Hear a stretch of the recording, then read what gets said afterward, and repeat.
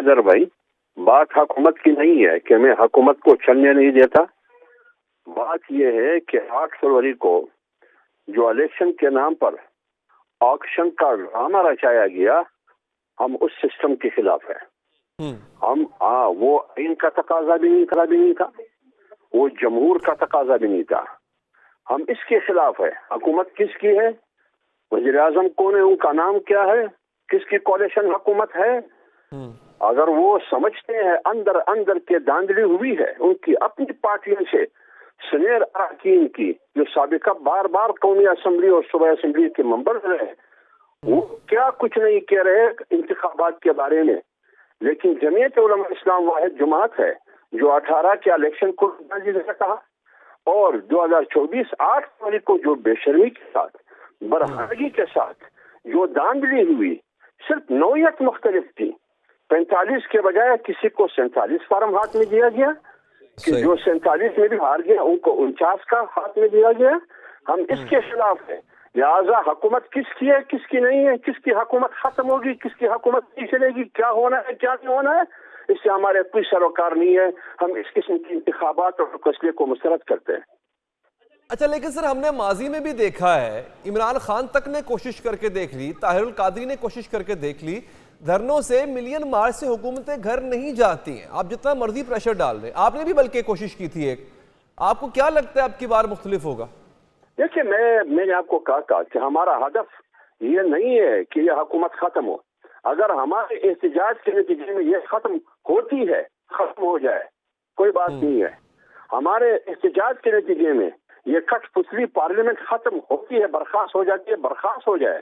ہم اس ملک میں وہ الیکشن چاہتے ہیں جو آئین کی روح سے آئین تسلیم کرے کہ یہ واقعی الیکشن ہے، جو جمہور کا نمائندہ پارلیمنٹ ہو. ہم وہ چاہتے ہیں. اب حکومت میری احتجاج کے نتیجے میں ختم ہوگی یا نہیں ہوگی، لیکن ایک بات میں ضرور کہوں گا کہ اس قسم کی حکومت سے، اس قسم کی پارلیمنٹ سے نہ سیاسی استحکام آئے گا، نہ معاشی استحکام آئے گا، نہ اسٹیبلشمنٹ تنقید سے محفوظ رہے گا. دیکھیں، اگر آپ پارلیمنٹ میں رہ کے یا پارلیمانی جماعتیں پارلیمنٹ میں رہ کے اپوزیشن کریں، حکومت اپنا کام کرے، سیاسی استحکام آ جائے گا. آپ اگر سڑکوں پہ نکلتے رہیں گے تو پھر کہاں سے آئے گا سیاسی استحکام؟ دیکھیں، میرے پاس 2 اختیار ہے. میرے پاس ایک اختیار پارلیمنٹ کے اندر ہے، دوسرا اختیار جو میرا جمہوری اور آئینی حق ہے وہ پارلیمنٹ سے باہر ہے. میں دونوں کو بروئے کار لا کر کیپٹن دینا چاہتا ہوں. اچھا سر، تو آپ چاہتے ہیں الیکشن دوبارہ ہو، تو جیسے الیکشن پہلے 8 اور 9 فروری کو ہوئے تھے یا 8 فروری کو ہوئے تھے، کیا گارنٹی ہے کہ ویسے الیکشن دوبارہ نہیں ہوں گے؟ دیکھیں، یہ تمام سٹیک ہولڈر بیٹھ کے یہ فیصلہ کرنا ہوگا کہ آئین نے جس ادارے کو جو اختیار دیا ہے، جو حدود ہے، وہ اسی میں رہے. ورنہ یہ سلسلہ اگر اسی طرح چلتا رہا، خاکم بدہن، پھر 70 اور 71 سے بھی بڑا دھماکہ ہوگا. ٹھیک. اچھا حافظ صاحب، ٹھیک ہے حافظ صاحب، یہ بتائیے گا، آپ دعوت دے رہے ہیں میاں شہباز شریف صاحب کو، پیپلز پارٹی کو، جنہوں نے ابھی اقتدار حاصل کیا ہے. بہت مشکل ہے کہ وہ آپ کی دعوت پہ لبیک کہیں گے، لیکن ایک جماعت ہے جو تقریباً آپ جیسا موقف رکھتی ہے، وہ ہے پی ٹی آئی. تو اگر آپ نے تحریک چلانی ہے تو ان کے ساتھ مل کر چلا لیں، وہ بھی اپوزیشن میں ہے، موقف بھی آپ جیسا ہی ہے. ہمارے دروازے سب کے لیے کھلے. اگر کوئی ہمارے ساتھ مل کے آنا چاہتے ہیں، اس کے لیے ہم ٹیو آر بنا کے کہ کیا ٹیو آر ہونا چاہیے اس اتحاد کا، ہمارے دروازے کھلے ہیں ان کے لیے. ٹی آر کیا ہونا، کیا ٹی آر ہے ویسے آپ کا، کس شرط پہ تحریک انصاف کو آپ آنے دیں گے؟ دیکھیں، ہمارے اور پی ٹی آئی کے درمیان 11 سالہ ایک سیاسی جنگ ہم نے لڑی ہے. ہاں، یہ 18 کے الیکشن سے پہلے بھی ہم لڑ رہے تھے ان کے خلاف کہ وہ ہمارے تحفظات تھے. لیکن بنیادی چیز کو بھی معلوم ہے اور ہمیں معلوم ہے، اگر وہ ان تحفظات کی وضاحت کرے، شیورٹی دے ان چیزوں کا جس سے ہمیں خدشہ ہے کہ یہ نہیں ہونا چاہیے، پھر یہ سیاسی دنیا ہے. جمعیت علماء اسلام بنانے والی جماعتوں میں سے ہے، لہٰذا جمعیت علماء اسلام سیاسی جماعت کے ساتھ ساتھ اسلامی جماعت بھی ہے. ہمارے آپ ایک خدشے کا اظہار بار بار کرتے رہے کہ عمران خان یہودی ایجنٹ ہے، وہ خدشہ ابھی بھی اپنی جگہ قائم ہے سر؟ ٹھیک ہے نا، وہ آپ ایک جزئیے کی طرف جائیے. آئین بنیادی مرکزی نقطہ ہے. آئین میں اسلام کو بھی گارنٹی دی گئی ہے، جمہوریت کو بھی گارنٹی دی گئی ہے، کے خلاف کوئی قانون سازی نہیں ہوگی ان کی بھی گارنٹی دی گئی ہے، اسلامی نظارتی کونسل کی سفارشات کو بھی گارنٹی دی گئی ہے، اور ختم نبوت کے عقیدے کی بھی گارنٹی دی گئی ہے، اور آزادی اظہار رائے کی بھی گارنٹی دی گئی ہے. یا ان تمام چیزوں پر بیٹھنا ہوگا. اگر آپ کو کوئی عہدہ آفر کر دیا جائے تو پھر قبول ہے سر آپ کو یہ حکومت؟ عہدے پر ہم تھوکتے بھی نہیں. سوری دوبارہ فرمائیے گا. عہدے پر ہم تھوکتے بھی نہیں. اچھا یہ بہت بڑا آپ نے سٹیٹمنٹ دے دیا. اچھا یہ بتائیے کہ جو گارنٹی آپ کو پی ٹی آئی سے چاہیے کیا نون لیگ اور پیپلز پارٹی سے بھی وہی گارنٹی مانگیں گے سر آپ؟ گارنٹی ایک ہی ہے, آئین کی سپریمیسی. جو بھی آنا چاہتے ہیں وہ حلفاً کہہ دے کہ ہم اس حلف کی وفاداری کریں گے جو حلف میں نے اسمبلی میں آ کر حلف اٹھایا ہے اس کی وفاداری. اچھا یہاں پہ مولانا ایک بات اور ہوئی, دیکھیں میں اب اس کو اس طرح دیکھیں کہ آئین کے مطابق اگر یہ انتخابات ہوتے تو ہم نے یہ دیکھا ہے کہ انتخابات میں اتنی بڑی بے ضابطگی کے باوجود بھی جو سب سے بڑی جماعت تھی, واحد بڑی جماعت تھی, وہ تھی پی ٹی آئی, وہ آگے آئی.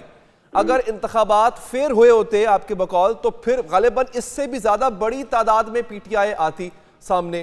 آپ کو وہ قبول تھا اور اگر دوبارہ ایسا ہوتا ہے تو تب بھی آپ کو وہ قبول ہوگا؟ دیکھیں ہماری اظہر بھائی, یہ سب کو معلوم ہے کہ انتخابات میں دھاندلی ہوگی, ہوئی ہے یا آئندہ ہوگی یا نہیں ہوگی. اگر فرض سے ہمیں یہ یقین ہوگا کہ واقعی انتخابات صاف اور شفاف ہوتے ہیں, کس پارٹی کو اکثریت دی جاتی ہے, اس پارٹی کا نام کیا ہے, سب سے پہلے جمعیت علماء اسلام اس کو تسلیم کرے گی. اچھا نہیں, ابھی جو انتخابات ہوئے اس میں جو پی ٹی آئی کو سب سے زیادہ مینڈیٹ ملا ہے اس کو تسلیم کرتے ہیں؟ ہم یہ کہتے ہیں اگر فرض کر لے مان لیا جائے کہ ان کو مینڈیٹ دیا گیا ہے پھر اس کی مینڈیٹ کو تسلیم کر لینا چاہیے. اچھا ٹھیک ہے, یہ تو بہت بڑی بات ہے یہ. اچھا کیا ایسا کوئی صورت ہو سکتی تھی کہ آپ ہو اور پی ٹی آئی ہو اور اتحاد ہو اور کل کو آپ حکومت بنائیں, ایسی بھی صورت ہو سکتی ہے؟ دیکھیں میں نے آپ کو بتایا نا, ہمارے اور پی ٹی آئی کے درمیان بہت تلخ ماحول گزرا ہے, تلخ حالات گزرے ہیں. ہمارے اور ان کے درمیان پہاڑ جیسے فاصلے ہیں, لیکن یہ آہستہ دھیرے دھیرے اس سے ختم ہو سکتا ہے.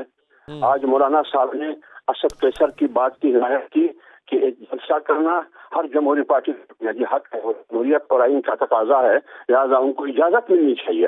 آج مولانا نے ایک جمہوری لیڈر کی ثبوت دی کہ میں ایک جمہوریت پسند لیڈر ہوں. آئین بنانے والوں میں میرا باپ شامل ہے, مفتی محمود رحمۃ اللہ علیہ. جمعیت علماء اسلام اس کیٹیگری کی پارٹی ہے, لہٰذا جمعیت علماء اسلام آئین کے لیے, جمہوریت کے لیے, پاکستان کے لیے, پاکستان کی سلامتی کے لیے, معیشت کے لیے ہمیشہ کمر بستہ رہی ہے, ہمیشہ آگے بھی رہے گی.